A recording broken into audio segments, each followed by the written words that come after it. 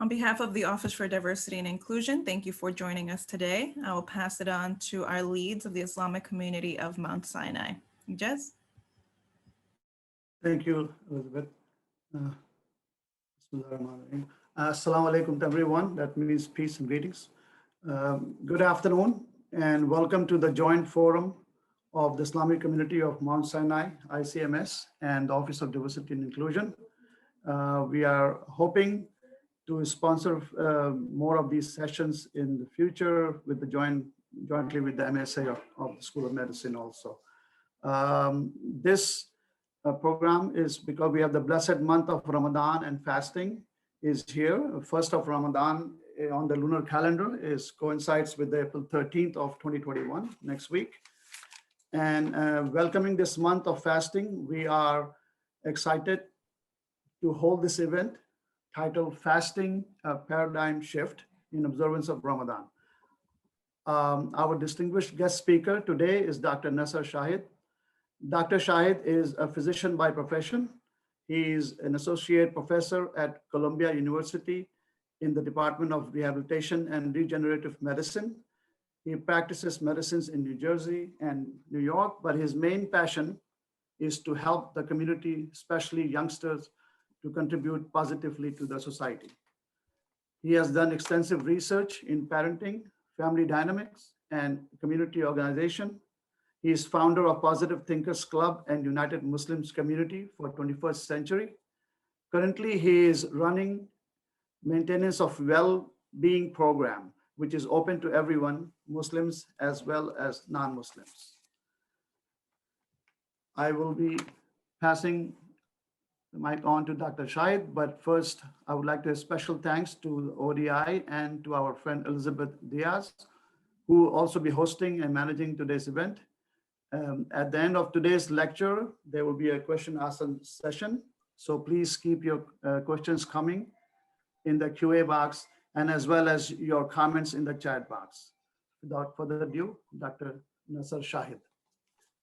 Thank you, Ijaz, and thank you, Dr. Naqadar. Thank you, Elizabeth. Assalamu alaikum, nahmaduhu wa nusalli ala rasulihil kareem.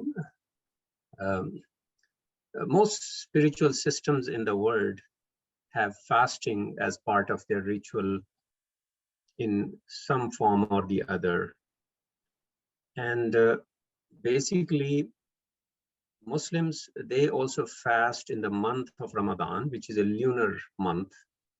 So that means it keeps on moving in different seasons. Sometimes it's in summer, sometimes it is in winter. They do not eat anything or drink anything from dawn to dusk, and avoid any intimate physical relation during these fasting hours. So that is basically the outer part of fasting in the month of Ramadan. Some Muslims also increase their recitation of the holy book, Quran. At night, they either listen to it in optional prayers or they read in the morning, and some people do both. So they increase many things during this month of Ramadan, including their charity. Some people pay the annual charity to the poor and needy people in this month. So basically, this month is kind of a workshop for them. However, today I'm going to talk about some unique aspects of fasting in the month of Ramadan. Some kind of a different paradigm. Why it is necessary to think about that and not just think about the traditional and cultural aspects of fasting as is observed in many different countries around the world. That's very important today to look at the fasting worship in this paradigm, because cultural and traditional parts are being observed or viewed as kind of obsolete or not in touch with reality. We are living in a very increasingly complex and changing world. So it's very important that we look at our ibadat, worships, and our the things we believe in very scientific way, and not just through or base them on unauthentic stories or narrations. And we have to look at the original spirit of these ibadat.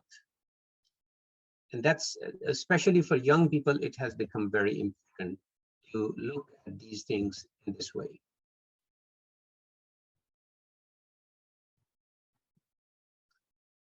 So when we read the Quran and we see this, how this fasting in month of Ramadan has been addressed, we see a golden triangle, I call it.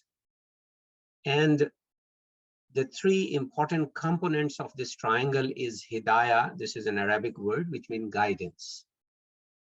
So we are told in the first initial verses, ذَلِكَ الْكِتَابُ لَا رَيْبَ فِيهِ هُدًى لِلْمُتَّقِينَ, that no doubt this book has been revealed from Almighty God, and this is guidance for those who have taqwa. And taqwa is basically a continuous awareness of our Creator in our life. Now, when it is said that this guidance will be only for those who have taqwa, then we also see the recipe for how to attain that taqwa. And the verse we mostly hear from our scholars, Ya ayyuhalladhina amanu kutiba alaykumus siyamu kama kutiba alal ladhina min qablikum la'allakum tattaqun. So, O people who have believed, we have made this mandatory for you to fast, as we made this mandatory the people before you, so that you can attain taqwa. And then we also see the relation with this month and Quran. Shahru Ramadan allazi unzila fihi al-Quran hudan lin-nas wa bayyinatin min al-huda wal-furqan faman shahida minkum ash-shahra falyasum. So basically, the relation between these three, we can understand that out of all the blessings and ni'mah of God on human beings, the biggest and most powerful ni'mah is the guidance sent from God to the through the prophets. And the last and final message to the human beings, that was actually started being revealed in this month. So as a celebration, we fast. So fasting is basically the meaning of as a celebration, as a token of gratitude that God has given us the final message for final guidance to our intellect, so that we can live the life of a successful person. So we celebrate, and since we celebrate and fast, we get taqwa, and that is most important thing, to get the guidance from this book, from this message. But the question is, what is taqwa? We hear this word quite often in the speeches and in writings. This is basically an Arabic word, which is sometimes translated as fear of God. But the word fear of God is not enough to convey the real message. It has many shades and many aspects of taqwa we have to understand.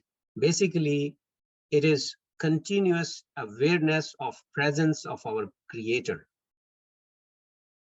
And if we have that, we kind of become into a meditative state. So in a sense, this is a meditative state where you are aware of your true self, and where you are aware of the presence of the Creator in your life. Now, the question is, this meditative state is something which all the spiritual systems in the world, they seek to attain. But the problem is that we are living in a world where continuous distractions occur. Our conscious and cognition is being bombarded or affected by the burden of past. And we have fears and apprehensions of the future. So our current moment is continuously being spoiled by either the wrongs of the past or the fear of the future. To get rid of those two, that is the meditative state most of the spiritual systems they seek. In the month of Ramadan, through fasting, basically we can attain that meditative state. And then with this meditative state, when we enter into the world and in our daily life, it becomes easy for us to make choices, to make decisions, the right decisions. Now, how this occurs, how this meditative state really occurs? Well, one simple thing is the past. Once we are aware of our Creator, the past becomes only a source or a reason to get forgiveness from the Creator or to learn some lesson. So in this way, we can remove the past affecting our present moment. Similarly, since we have entrusted the outcome of all our efforts to our Creator, we also don't have any apprehension of the future. This is how we are in the moment. And being in the moment is that meditative state which leads to that taqwa, we call it. Now, in all the spiritual systems, whether it is organized religion or unorganized religion, we see that there are three kinds of links. So one is the cognitive link, where we understand the reasons of being here, the reasons, and understand the relations between cause and effect. So that's a cognitive effect. And then there is an emotional link to spirituality. But the third one is this experiential link to spirituality. Now, experiential link is a very strong link. And in some of the spiritual systems, one is very dominant and the other two are either suppressed or ignored. Islam embraces all these three links to spirituality, or I would say well-being.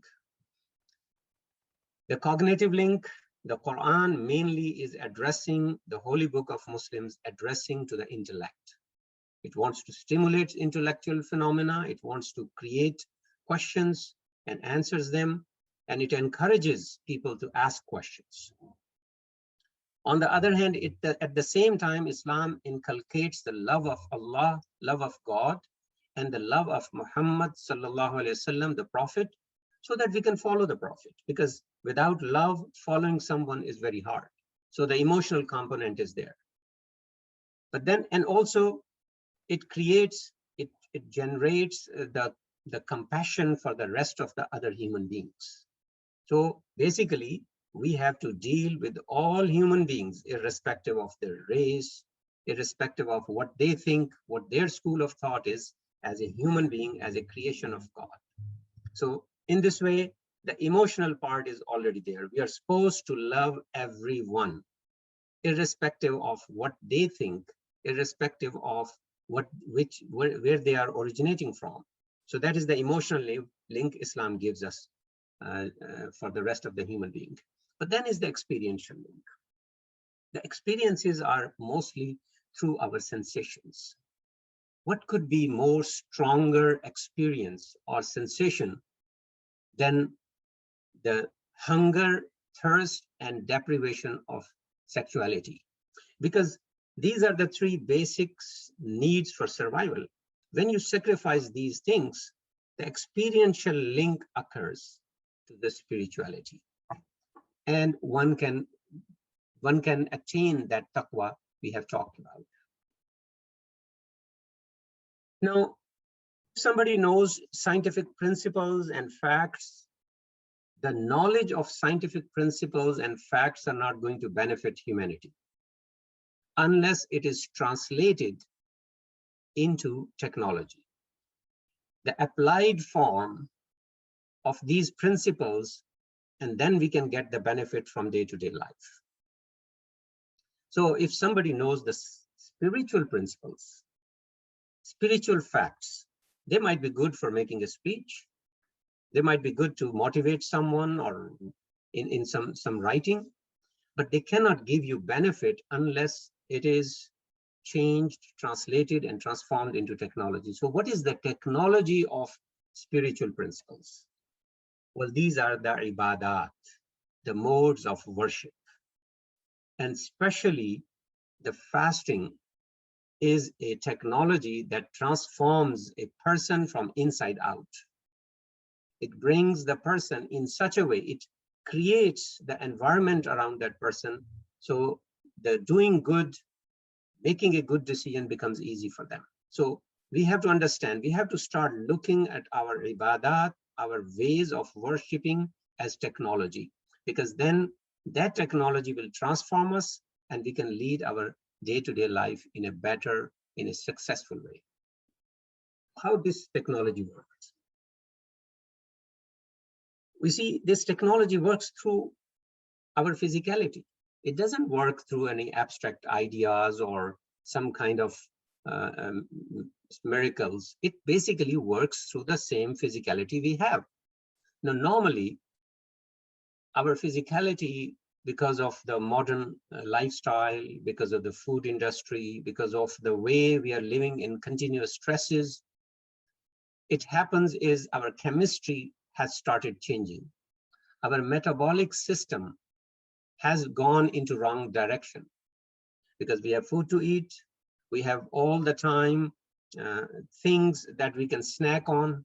So what happens? Continuously eating and continuously just having, not giving a rest to the metabolic system, the direction of the metabolic system, which basically means how the chemistry works of the human body, has gone in the wrong direction. So fasting actually changes that direction by giving it a rest. It revives it. It gives us, it restores its functions. So in this way, the metabolic system goes in the right direction. The liver, which is the main chemical factory of the body, every chemical, whether it comes from outside or inside, it has to go through that liver. So it detoxifies the liver, gives it rest, gives it time to think and to do its real function. It at the same time gives rest to the kidneys and challenges to the kidneys, which are taking the toxins out. After a few days of fasting, people start getting endorphin release, which puts them in a calming condition. And by waking up early in the morning and then sleeping after prayer at night, our internal clocks becomes more sensitive to day and night cycle. Unfortunately, the modern lifestyle has taken away that beautiful, sensitization, living in a natural way with the day and night cycle, because our body has been designed according to day and night cycle. Now, fasting month actually sensitizes us to that day and night cycle. So in this way, technology works in a simple way of overhauling the physicality. Now, we know in America, particularly, there's an epidemic of opioid addiction. But it's not just the matter of opioid addiction, which is the problem. Basically, people are not living their lives according to their philosophies and ideas. They are, in fact, leading their life according to an automation process. What are automation process? We have to do so many things. So our brain is smart and starts using it. Some processes, some patterns of behavior occurs without involving the cognition, bypassing the cognition. And so when, say, for example, if we are angry or saturated or worried, sad, depressed, frustrated, we might open the fridge and eat something. Or we may start drinking either coffee or some drink.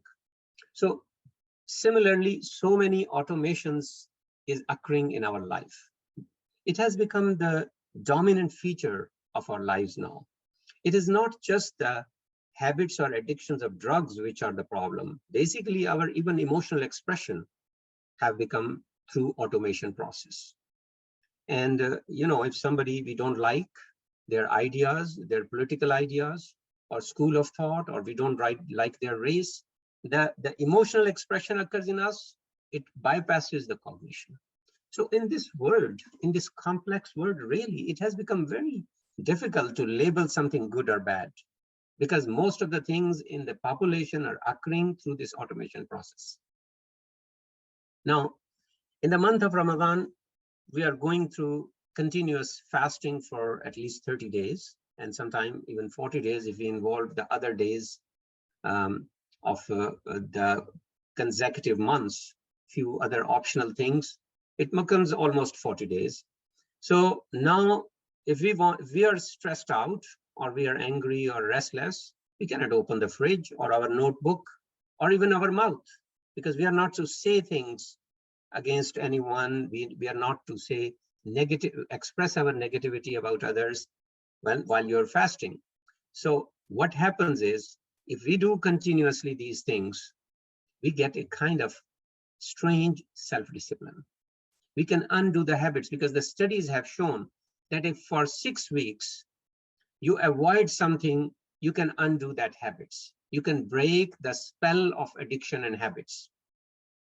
So the month of Ramadan actually gives us a very good opportunity to look at us, what are our habits, how I am on automation process, and try to break the spell of addiction and habits.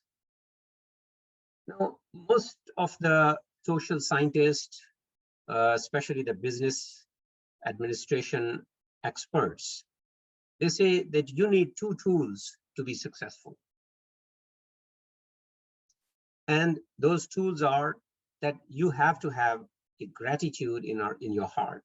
You can appreciate if somebody has done the right thing. Simple gratitude. As a matter of fact, there was one study that showed that if you don't have the gratitude early in the morning when you wake up, the first thing is not gratitude in your heart, you are on a path to some chronic diseases. So gratitude, having the ability to appreciate what is being good to you, is a big skill, is a big tool to be successful as a manager or executive. And the second tool is art of delaying gratification. Now in Arabic, we call it shukr and sabr. So these are the tools which are given to us in the month of Ramadan through fasting. Because when the hunger and thirst occurs at the time, during the daytime while we are working, we can appreciate how much nema, how much things we have been given. We appreciate even the smallest thing after going through that hunger and thirst. Because otherwise, if had there not been fasting, the chances are we will never give rest to our systems, and we may not have that appreciation of those things which we are given, we take for granted. Similarly, we delay our gratification of eating and drinking and sexuality till the time of breaking the fast comes. So we are kind of in a habit. We bring a pattern. We learn the art of delaying gratification. And these are 2 big tools for success, even in our worldly life. Another big way we have to look at the technology of fasting is basically the world is right now is into a big consumer producer cycle. The modern economic model or lifestyle has given us this consumer producer cycle. Of course, there are leaps of progress in human evolution in terms of some external aspect of life, but the resultant consumer producer cycle also had played havoc with our health and with the environment. And now intelligentsia all over the world is worried about those things. What should we do? In the month of fasting, we come to know that the basic needs what we have, they are very minimum. Basically, after 15, 16 hours of hunger, you eat any simple thing, it will taste good. And similarly, if you just drink water, it will be refreshing. So we come to know that our life has been unnecessarily polluted by this continuously consumption and production. Our needs are actually very small. So this minimalist approach towards food can become a good antidote to the poisonous consumer producer cycle. It can start with food and can be stretched all over our life. And then we can really have, we can be really strong and not swayed away by our the waves of our desires. Another thing that happens because of the technology of fasting continuously for a month is that we feel compassion for those millions of people who are under the poverty line. And the poverty line means, we hear about it, but the poverty lines means that one time you may have food, but you are not sure whether you're going to have next time food. That is poverty line. And how will we really realize? We may see documentary movies, we may see somebody is making a very motivational speech about those poor people, but unless you feel that hunger and thirst yourself, you may not have that compassion. And it becomes easy to be compassionate to the rest of the human beings who don't have the luxury of food even 2 times a day. So that compassion can be generated. Compassion is easy to generate in oneself through the technology of fasting. But that compassion has to be translated in a wise way of helping others. Islam stops us from just passive charity. Islam stops us from embarrassing others, the recipient side. It has to be purposeful help to others. It should be something which keeps the dignity of the recipient. So the giving mode is actually, I divide most of the time people into giving and taking mode. In today's world, we are obsessed with give and take, win-win situation, where we always think about that we have to be win-win situation all the time. Anytime we meet a person, anytime we do something, anytime we try work hard for something, we are thinking about our benefits also. But spirituality cannot be attained unless you are in a giving mode. That means you don't ask anything in return, not even recognition, not even appreciation. So that is the giving mode.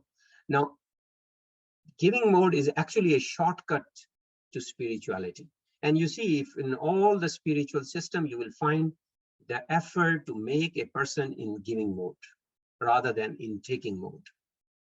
So in the month of Ramadan, basically it becomes easy to come in that giving mode. And it becomes easy to get connected to the human beings around us. So now this technology has brought us through our physicality into a meditative state of mind and heart, where we are continuously aware of our Creator, that He is present in our life. He's not somebody who created this world and is just staying in the skies. Or we even don't think about that, because the way we are living in the ocean of distractions and deviations, we don't have even time to think about that. But once we are in that meditative state, 3 questions automatically arise naturally. One is where I have come from. Who is my Creator? And then the second question automatically comes, why I have been sent to this world? What is the purpose of my life, my being? And the third question comes, okay, everybody is going to die. What happens after death? Where I'm going after death? So these are the 3 questions which will automatically come once you are continuously in meditative state. If you are not in meditative state, you will be overwhelmed by the rushes of the world, by your occupation, by your family, by all the things, by the struggle you're going through in life. You may not have chance to really ponder and think and reflect about these 3 questions. But even if you have these 3 questions in front of you, with the human progress in science and technology and all the different faculties of life, man cannot answer these questions with full authenticity and certainty. That's for sure. Whatever is at the level of assumption or some kind of, which Quran says zan. So whatever we come up with the answer, it is at the level of assumptions, maximum, or maybe a hypothesis. but we cannot understand the answers to these three questions with certainty. And guess what? Since Quran is start revealing in this month, Quran has the answer to these three questions very clearly, very authentically, in a very powerful gesture. Basically, these are the three questions Quran is answering to us. It is not the book of history or science or something like this. It is basically answering to those questions which humans cannot answer on their own, no matter how knowledgeable they become. So that's how the technology of fasting is leading us to these three questions. For the answers are available in the holy book of Quran. Now the question comes, and a very important question: if one worship mode, fasting, it has the beautiful technology of transforming us from inside out, it can redirect our physicality to a level where it is easy to attain meditative state of the mind and heart. It can bring us in the moment. It can give us the power. It makes us the compassionate person to the other human being. It gives us the tools for success in this life also.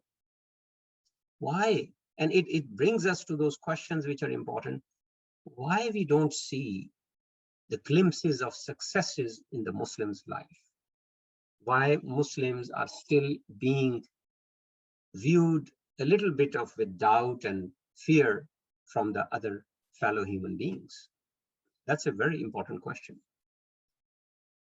And perhaps we sacrifice the true spirit of technology of fasting at the time of iftar, when we break the fast, or sahar, when we early in the morning eat to start our fasting. So maybe at that time we sacrifice, we become so overwhelmed by hunger that we fill our stomachs and we forget about that the purpose was not to do that. So maybe that's one question, that we become so much accustomed to the traditional and cultural way of celebrating the fasting. And maybe we are prioritizing optional over mandatory, something which has been made fard, mandatory. We are not giving that much importance to that, but anything which is optional, we are putting too much stress on that, not putting the things in proper perspective. And maybe we are not managing our time and sleeping not properly. I mean, in some Arab countries, people wake up all night and then they sleep in the morning from Fajr to Zohar and late Asr. And then they wake up and go for a little shopping, and they call it month of Ramadan. So they celebrate month of Ramadan in a cultural way, not to its real technology. So these are the reasons perhaps we are deprived of the true spirit and technology of fasting.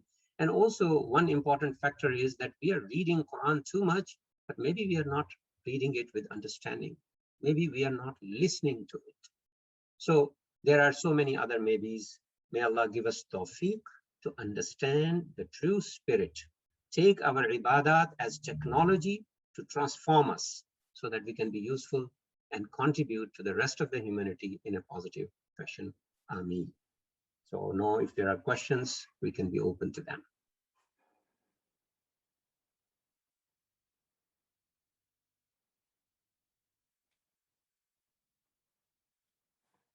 If anyone have a question to ask, I can unmute them if they want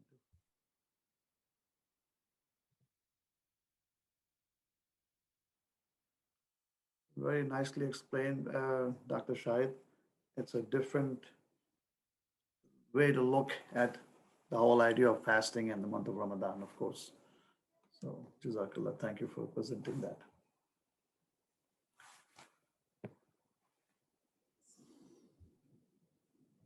So normally a question is asked to me frequently when I give these talks, that so how should we do our sahar and iftar? I mean, people are hungry for the whole day. So what I would say that it should not be a different day than other days. Like, you know, normally we take breakfast after Fajr morning prayer. So in the month of Ramadan, we take it before prayer, but we shouldn't add more quantity to it to fill it to that extent. We should eat normal breakfast. And similarly, normally we should eat at the time of before the darkness started. So that same thing happens almost the same way. So the Maghrib time, the iftar time should not actually increase. It should be simple food. And I recommend to eat that food which a common person in our developing countries eat for that quantity, small quantity, so that you really feel what the technology of fasting is going to work for your body. Yes, it's very true.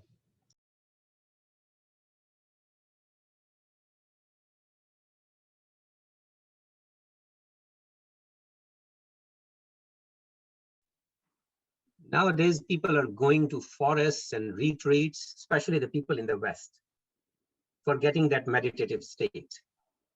And they're spending a lot of money on it, believe me. I know my colleagues who have, and nurses and doctors who have gone to retreats and for weeks and months, and they come back with, you know, with just claims or some unauthentic way. They still couldn't get it. But, you know, in Islam, simple fasting gives you that meditative state.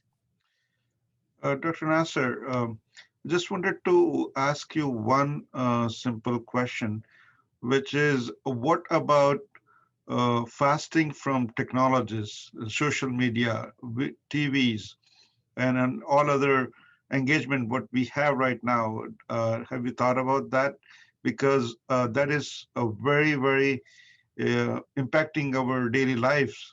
We are so much engaged, and we are forgetting our purpose of you know, fasting if we are using these technologies. Yeah, Dr. Nakdar, this is a very good question. Out of all the addictions, what my research is, the biggest addiction is screen. Biggest addiction is screen. How the screen actually hijacks our brain. And it's very hard because, you know, we have to work with these computers and smartphones. So the month of Ramadan can give us a very good opportunity to switch off and except for emergency, or maybe spend a little 1 hour for looking at your messages and all those emails, and avoid from any social media activity that could really get rid of this addiction. Thank you very much. Yeah. But at the same time, I mean, we see a lot of people, especially in masjids and other places, use the technology or the screen time to, you know, to get close to the message and read the message, understand the message, spread the message for that way. So how you create that balance, especially in Ramadan? Yeah, but what I would say is simple. Use the screen to educate you and communicate, but don't use it for recreation. That's it, simple.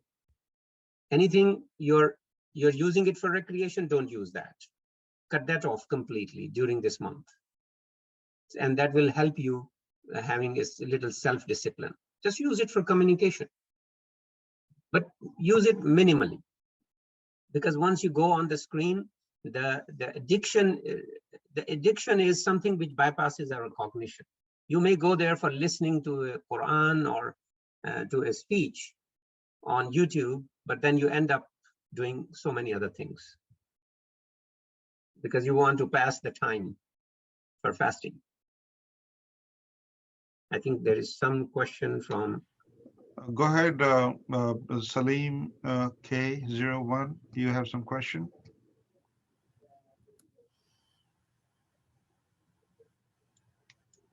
You have to unmute yourself.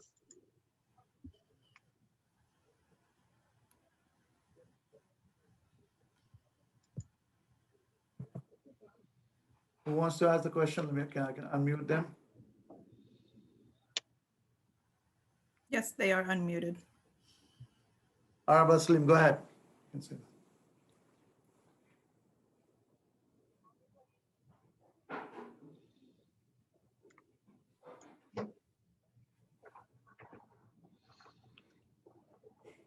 Maybe not.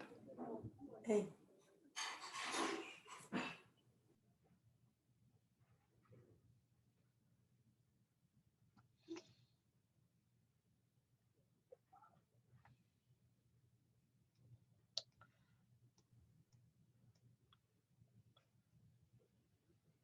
So if there are no more questions, and of course you can always ask, I'm talking, and you can chat and that and send the question directly also. We would like to conclude this session. There's another question. Right Yep. now. So on behalf of Islamic Community of Mount Sinai, I would like to thank you, Dr. Nasser Shahid, to spend some time in your busy schedules with us and then, give us enlightenment our knowledge about the Ramadan and what are the basic practices. It's really wonderful. Thank you so much. And also, I would like to thank all who attended this webinar. And we will. There's a question asked by Anonymous saying, how can I stay motivated when starting my fast? That's great. Yeah. So basically, this is how we understand. I think the motivation can come from Quran. Reading Quran with understanding, that will keep you motivated. And staying away from your addictions, all those things, make a list of those addictions and make promise to yourself that this is the opportunity I'm going to avail. So if somebody really doesn't take care of their gaze and don't say any negative thing and understands the Quran, they will not feel that hunger, which leads you to, they will not be overwhelmed with the hunger, and they will learn that. So the motivation comes from basically those things. Reading Quran with understanding is the best way to motivate yourself.